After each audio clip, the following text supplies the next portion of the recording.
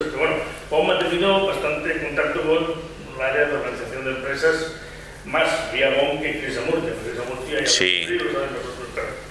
Es que es lo que comentábamos. O sea, BOM lo que permitió, a mi parecer, es amplificar a otras dimensiones un poco la filosofía de Krishnamurti, a la filosofía de la ciencia.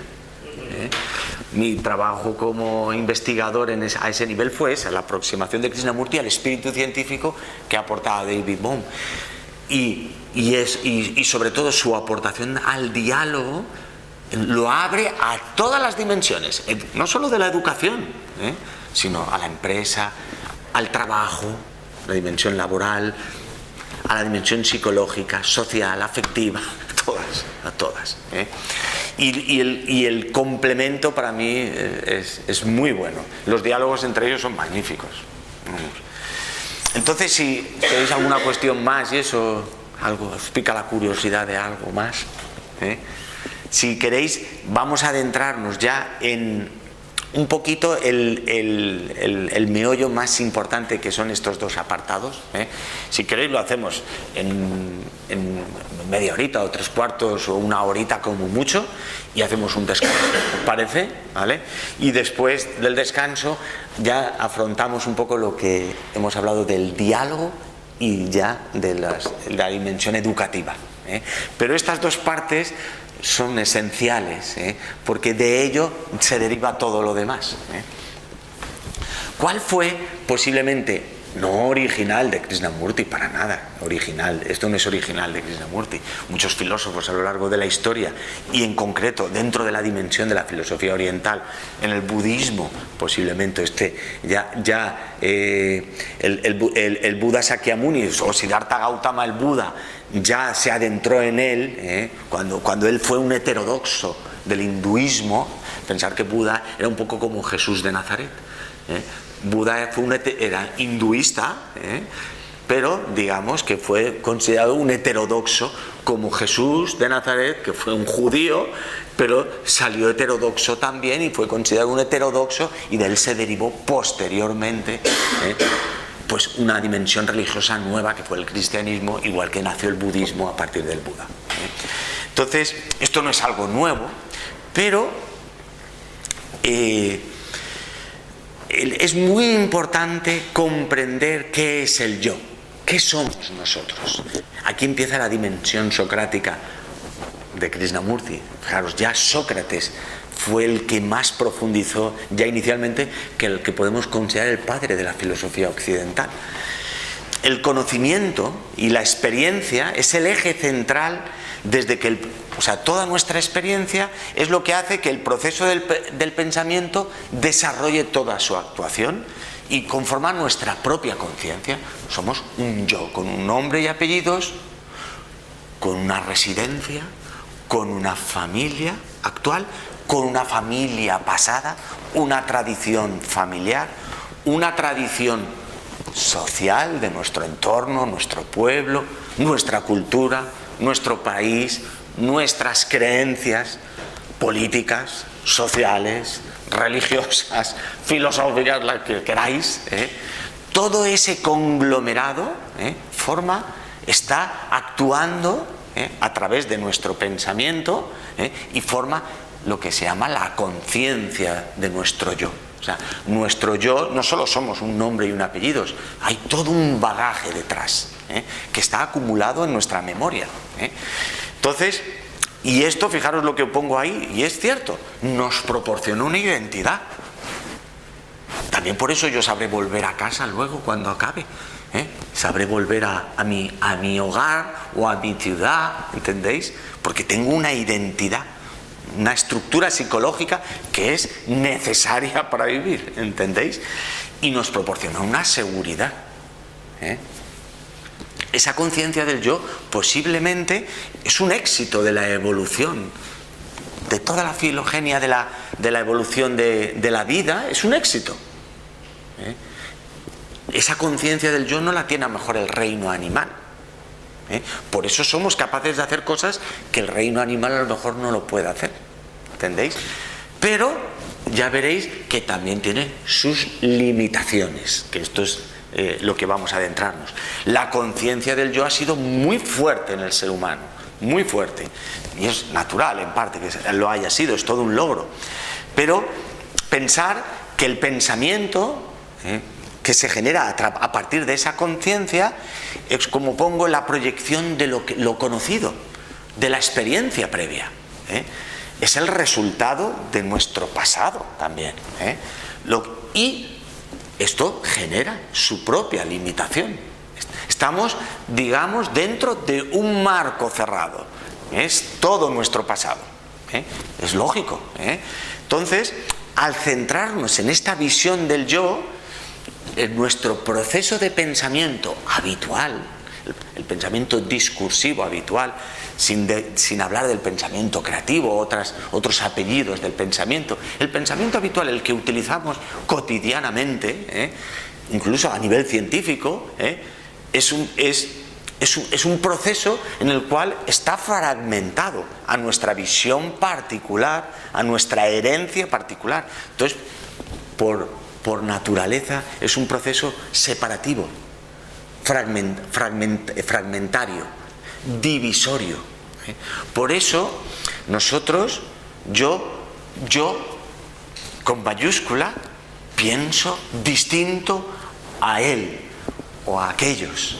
Creo unas ideas o una estructura ideológica distinta. Nos separamos. Es inevitable. Hay una pequeña barrera ideológica y estructural que nos hace vernos distintos. Es algo tan natural, no solo por nuestro nombre o nuestro aspecto, por nuestra estructura psicológica. Ya creamos barreras, sin darnos cuenta. Afrontamos lo nuevo, la vida nueva, lo que nos va a ofrecer la vida, con la vieja mirada del pensador. Siempre es vieja, a veces muy vieja. Y se genera todo nuestro posible aprendizaje cuando está basado en esa conciencia del yo. Esto mañana lo quería comentar también, porque mañana la ponencia que te comenté era de la conciencia del yo a la conciencia global. Pero habitualmente nuestro aprendizaje se ha basado de yos que aprendemos, que nos educamos. Un yo. Entonces, es un aprendizaje que inevitablemente va a estar limitado en ese marco, y es un marco pasado, un marco antiguo. Es difícil tener una dimensión creativa o ver algo nuevo si tenemos siempre el filtro de lo antiguo. Vamos a ir viéndolo. ¿Qué es el yo? Pues esto es un texto de Krishnamurti, os lo he puesto para que intentamos así simultanear. Para mí significa la idea, el recuerdo, la conclusión, todas nuestras conclusiones, la experiencia, las intenciones, unas conocidas y otras no. ¿Cuántas dimensión subliminal, subconsciente o inconsciente está detrás de nuestros pensamientos o de nuestros actos? Muchas veces más que conocida. El constante empeño por ser o por no ser, la memoria acumulada, de lo inconsciente, lo racial, ya se proyectan hacia afuera, hacia una acción concreta o externa, o se proyectan espiritualmente, en la dimensión espiritual, en la evolución espiritual, un yo que crece y se expande espiritualmente. El esforzarse por todo ello, el esfuerzo que el yo con su voluntad quiere tener, todo ello de forma inevitable es causa de división. Nos dividimos porque hay muchos yos particulares. Nos encierra un poco en nosotros mismos, es inevitable.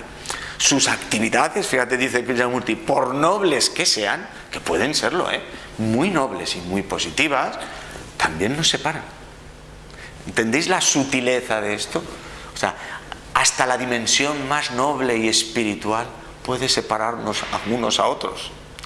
De hecho, pensar, esto es quizás una comparativa un poco bruta, hasta la dimensión y la conceptualización que hemos tenido de Dios, de esa palabra o de la religión, ha sido la justificación de que nos hayamos matado unos a otros en la historia. Ha habido, muchas guerras dentro de la dimensión religiosa por esa batalla. ¿Entendéis lo que quiero decir? Esto es una sutileza, pero yo creo que es fundamental. Verla y vivirla y comprenderla claramente. Decía Bohm, el pensamiento es la respuesta activa y mecánica. Mecánica porque está fundamentada de toda esa conciencia del yo, de toda esa memoria, de la memoria en cada fase de la vida. Entonces pensamos de esa manera. Habitualmente digamos que nuestro pensamiento, podríamos decir que siempre está condicionado de alguna u otra manera. ¿Entendéis? Por ejemplo, hablando de la dimensión científica, para Bohm una teoría es una manera de formarse una idea, una manera de mirar el mundo y una forma de conocimiento, pero no es una, como digo aquí, no una forma de lo que es el mundo realmente, un conocimiento profundo de lo que es. Es más una manera de mirar, una visión particular. No somos son representaciones que tenemos y no somos conscientes, esto como dice Bohm, de que estas representaciones producidas en el pensamiento condicionan nuestra forma de ver el mundo. ¿Entiendes? Tenemos una representación de lo que es el mundo y a la vez esa misma idea o representación condiciona nuestras visiones futuras. Estamos siempre metidos en esa cadena.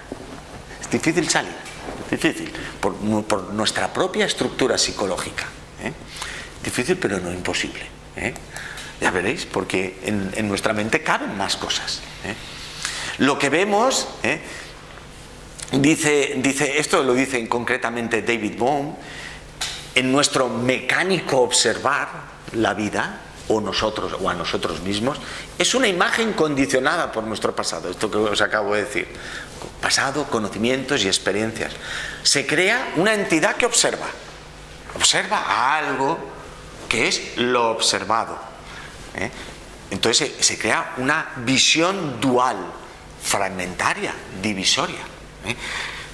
Uno de los hallazgos de la física cuántica, y fundamentalmente dentro de la obra de David Bohm, fue esa, que realmente a nivel energético, a nivel del micromundo material, digamos, no hay una separación energética de la vida, de la materia. Esta es una de los resultados de la visión cuántica de la física.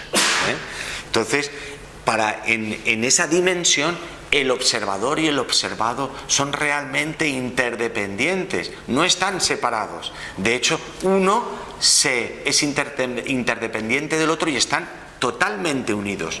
Y la visión de uno va con la del otro, y uno puede influenciar en el otro. Nuestra visión desde una conciencia de un yo fuerte, dual, es que hay una separación entre el observador y lo observado. La visión no dual vería una unificación, una síntesis de observador y observado. ¿Entendéis? Esto es posiblemente el aspecto más sutil y más difícil de llevar a la práctica en la realidad cotidiana. Porque habitualmente, como pongo aquí, nuestra experiencia es dual. En todos los procesos mecánicos y progresivos del aprendizaje, con nuestros métodos educativos, aprendemos progresivamente y nos basamos en lo aprendido previamente. ¿Entendéis? Es algo muy natural, pero limitado. Esa es la tesis. El observador, mira, esto es también, sobre, en el texto que habla sobre el diálogo, el libro que os comentaba Antonio, hay un capítulo que es el observador y el observado. Lo que veamos cuando observemos la sociedad o a otra persona dependerá de nuestras creencias, y su reacción emocional, la reacción emocional del otro, influirá sobre nosotros, modificando sucesivamente o significativamente nuestra propia observación. Hay una interdependencia sin que nos demos cuenta de ello. De hecho, a nivel científico, en las teorías sobre la observación pura, también se habla sobre esto. O sea, realmente muchas veces lo que observamos depende de nuestras creencias. Por eso se habla de la dificultad de esa observación pura, no condicionada. La comprensión dualista de la vida, que es esta que estamos hablando, no me voy a repetir, está inevitablemente condicionada. Entonces Krishnamurti lo que nos va a proponer es una forma de observar, escuchar, percibir, una comprensión o aprendizaje no dual o no condicionado. No solo él, nos lo propone a lo largo de la historia muchas filosofías y en concreto todas las tradiciones no duales. Es un estado de percepción no dual, que no está sujeto o condicionado por imágenes previas y en el que se revela de forma natural y espontánea una cualidad mental poco frecuente en el ser humano, que es la inteligencia. Pero la inteligencia no en la dimensión de la acumulación de nuestro intelecto. El inteligente no es el que más títulos tiene, o el que más conocimientos, o el que más libros se sabe de memoria, o el que más ideas incluso pueda tener. La inteligencia de la que hablan ambos es una cualidad de la mente en la cual la faceta, toda esa dimensión dual, esa dimensión apoyada en la conciencia del yo y del pensamiento de toda nuestra estructura, que a su vez necesitamos para vivir, pierde fuerza. Es como si se disolviera. Y entonces se revela de forma natural una dimensión que por supuesto todos tenemos y se ha manifestado a lo largo de la historia, en la creatividad del arte, en la creatividad del científico, en la creatividad de nuestra vida cotidiana también, ¿por qué no? En la sensibilidad del amor o de la dimensión afectiva. Aparece una cualidad mental distinta, en la cual esa fragmentación o esa división parece que como si se cayera y hay una dimensión global sin darnos cuenta. O sea, lo que antes estaba fragmentado de pronto parece más unido. ¿Cómo? No lo sabemos. A lo mejor es que es su estado natural. Esa sería un poco la tesis. Es lo que no es natural, es nuestra visión fragmentaria. ¿Entendéis? Esto más o menos queda un poquillo claro. Este es un texto de Krishnamurti que habla sobre esto. La acción creadora no es realmente una experiencia de esa conciencia del yo individual. Todas las formas de disciplinas, creencias y conocimiento fortalecen al yo, lógicamente. Nos hace fuertes en nuestras ideas, en nuestras verdades, en nuestra identidad. ¿Cómo será posible que el yo no experimente? Es una buena cuestión. Fácil no es. ¿Cómo es posible que el yo no actúe? Fíjate, actúa para todo esa conciencia. Y en cambio dice, uno puede ver que la acción creadora no es en absoluto una experiencia particular del yo. La creatividad como tal, en la cual la dimensión de lo nuevo florece, es una dimensión global que trasciende la fragmentación, la limitación. Por eso es creadora, por eso se habla de creatividad, por eso esa dimensión de la inteligencia creativa como apellido. A esa dimensión de la inteligencia se le pone apellidos de total, global, creativa, lo puedo poner distintos apellidos, de manera que es algo distinto a la otra, al otro intelecto, el conocimiento acumulado, la experiencia, todo nuestro pensamiento discursivo, que puede ser magnífico y muy racional y muy necesario también, pero ver que es limitado. Y puede surgir esto, hay creación cuando el yo, aquí me ha faltado poner la comilla, no está presente, como si no estuviera actuando en ese momento, porque la creación no es algo intelectual, no es algo memorístico, digamos, siempre tiene el perfume de lo nuevo, de lo increíble, de lo inimaginable. ¿Quién se iba a imaginar que Einstein viera esas cosas y encima las demostrara? No se lo podía imaginar nadie. o la física cuántica, o cuando Newton habla sobre la teoría de la gravitación universal, revoluciona toda la física antigua y empieza a hablar de otras cosas, con otros lenguajes nuevos. Inimaginable, ¿entendéis? No es intelectual, no es de la mente discursiva habitual, no es autoproyectada, no está condicionada. Es algo que está más allá incluso de la experiencia previa. ¿Es posible que esa mente esté en calma total, en un estado de no reconocimiento, de no experiencia, ni siquiera sabe quién es, de no identidad, en un estado en el que la creación, la creatividad puede ocurrir, lo que significa que el yo, esa conciencia del yo, es como si hubiera perdido totalmente la fuerza, como si estuviera ausente, que dice Krishnamurti. Esta es la clave. Este es el origen, digamos, el diagnóstico etiológico del problema nuestro como ser humano, de nuestra limitación en nuestra dimensión mental. La dimensión mental, que podemos decir que es la culminación de la raza, de la vida en este planeta, tiene limitaciones. Por eso nos pasa lo que nos pasa. Entonces, este puede ser el trabajo a trascender. Y por eso, tanto Krishnamurti como Bohm, era la clave para una nueva educación y para realmente la verdadera transformación del ser humano, que pueda prevenir el conflicto y el sufrimiento. Entonces, por eso ya todo lo demás está derivado de la comprensión anterior. Si comprendemos, simplemente sin juzgarlo si es bueno o malo, simplemente comprender qué es el yo, qué es nuestra conciencia habitual, con sus beneficios y sus limitaciones, con su origen y sus consecuencias y sus resultados, solo comprendiendo esto es una grandiosa luz. A partir de ahí, todo puede venir, como diríamos, por añadidura. Se puede manifestar esa acción creadora, esa inteligencia ya no condicionada, como una nueva dimensión de la mente. Entonces, por eso dice, la comprensión o conocimiento de uno mismo, que ya lo decía Sócrates, que nos propone Krishnamurti, implica primariamente comprender al pensador, al observador, a todo el movimiento del yo.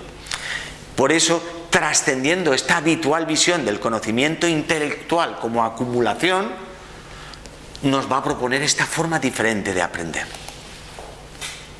Entonces, realmente, incluso para observarnos a nosotros mismos, a nuestro yo, sería el trabajo que ahora tendríamos que hacer todos. Si estamos de acuerdo en decir, bueno, pues este hombre a lo mejor pues, tampoco estaba tan desencaminado.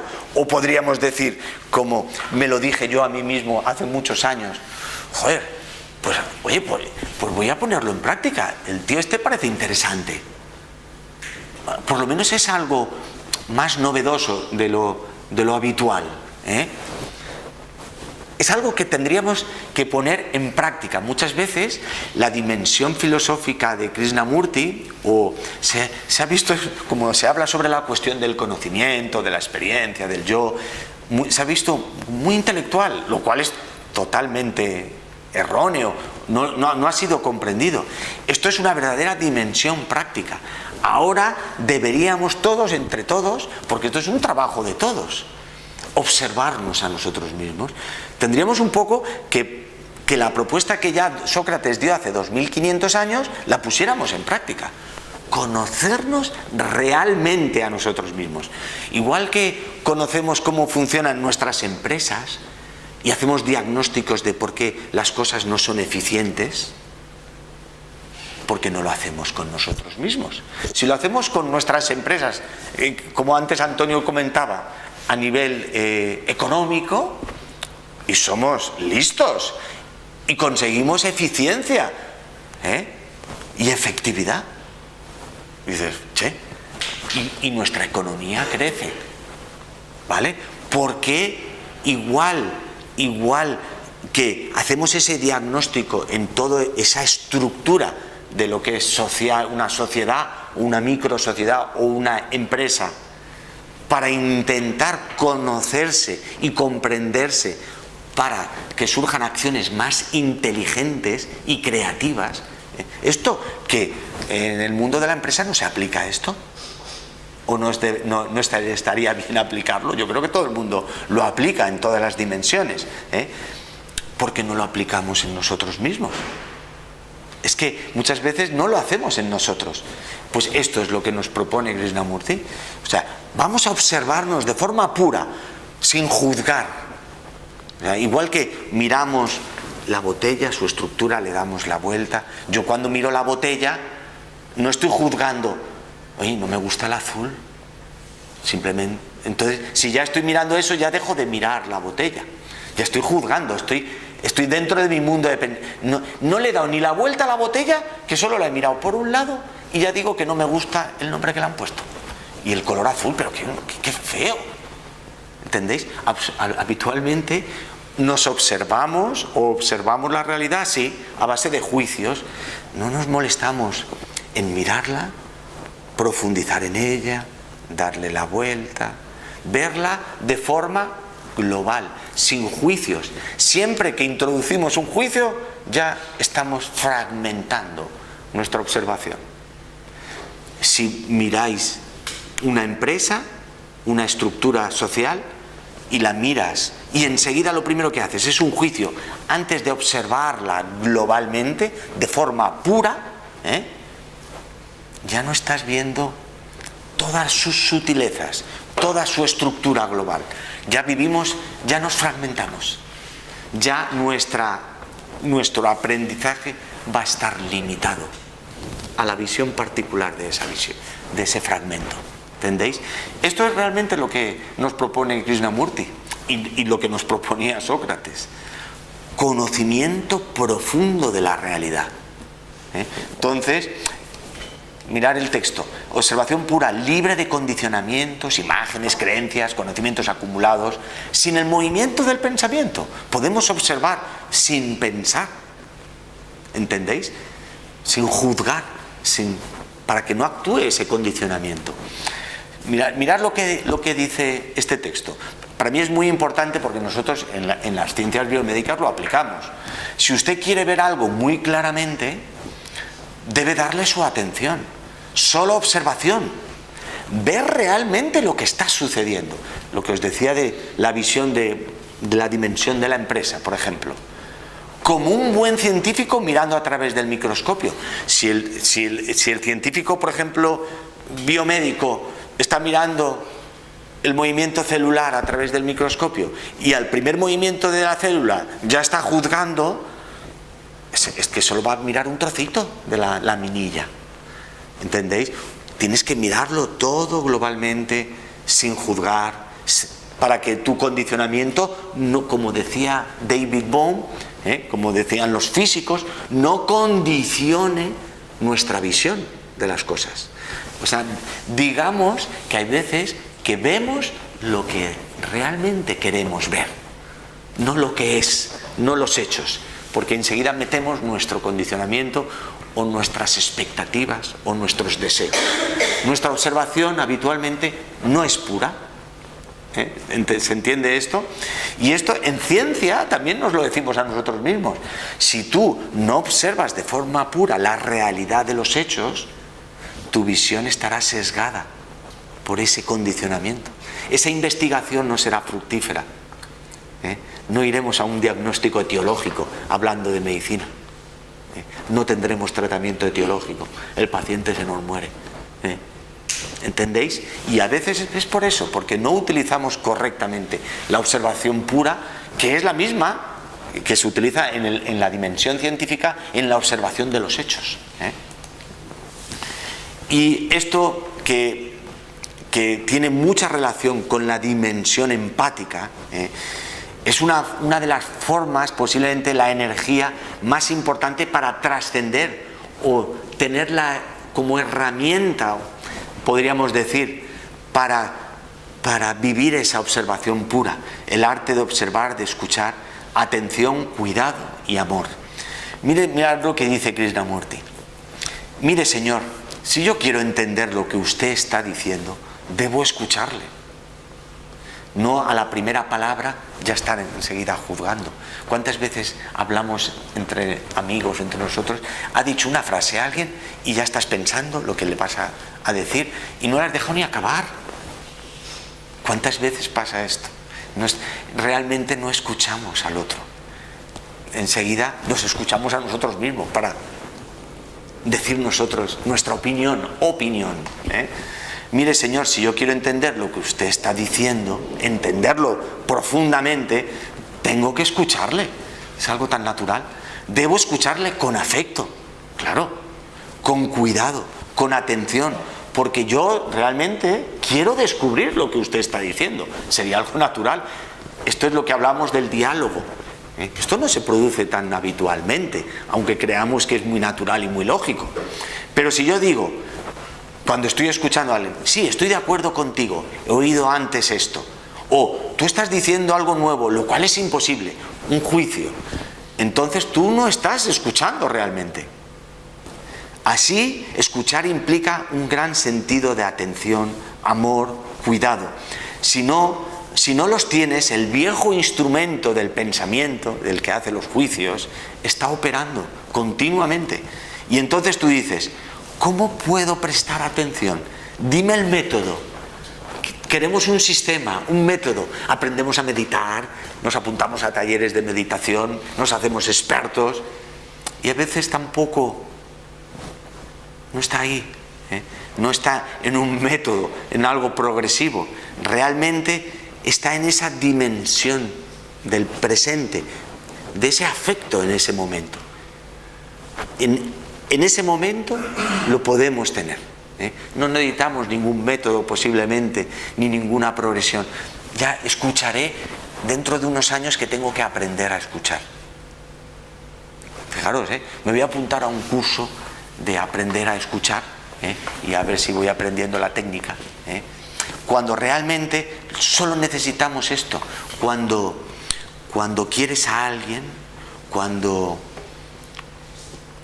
hay un afecto, una empatía por cualquier cosa de la vida, desde un ser humano, un amigo, un animal, una planta, un árbol, cuando se produce esa empatía, hay una comunicación en la cual uno y otro parece que están unidos, es como si fusionaras. Entonces escuchas de una forma natural. Realmente podríamos decir, ¿para qué necesitamos un método? ¿Qué necesitamos aprender si es algo que ya tenemos? Que ya hacemos muchas veces. Cuando hueles una flor o una planta y simplemente te inundas de ese aroma, es como si el aroma, la flor, no hay diferencias. Lo mismo cuando hay la empatía o el amor hacia tu hijo, por ejemplo, que es muy sencillo, es muy natural. Entonces se está produciendo, ahí se produce la observación, ahí se produce la unificación. En ese momento surge la no dualidad. Por eso muchas veces las tradiciones no duales realmente son poco metodológicas, entre comillas, poco progresivas. Lo podemos hacer en el presente, ya, en el momento presente. No es algo que debamos aplazar, ¿entendéis? Cuando estamos aplazando algo, cuando buscamos esa progresión, es el yo, es la conciencia del yo que vuelve a los viejos hábitos, ¿entendéis? Por eso esto es posiblemente la parte más que a veces hay más debate o cuestión incluso dentro del ámbito de la meditación.